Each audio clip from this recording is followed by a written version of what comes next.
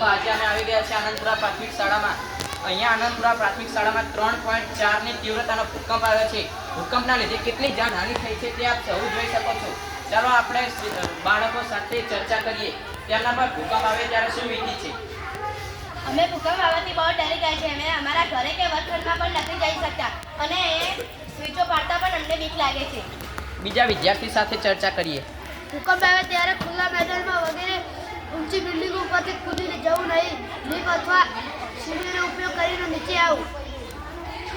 ચાલો શાળાના એક વિકાસ રાઠોડ પાસેથી આપણે ચર્ચા કરીએ। ભૂકંપ આવે ત્યારે શું કરવું। ભૂકંપ આવે ત્યારે લાઇટ અથવા સ્વિચનો ઉપયોગ કરવો નહીં અને ઘરમાં ખાતરી વિના ગેસ અથવા વીજળીનો ઉપયોગ પણ ન કરવો। ભૂકંપ આવે ત્યારે શું ના કરવું। ભૂકંપ આવે ત્યારે ઊંચી ઇમારત અથવા લિફ્ટનો સહારો લેવો નહીં। આવી રીતે જ બધા ડરેલા છે। તમારે સમાચાર જાણવા હોય તો અમારી ચેનલ સાથે જોડાયા રહો।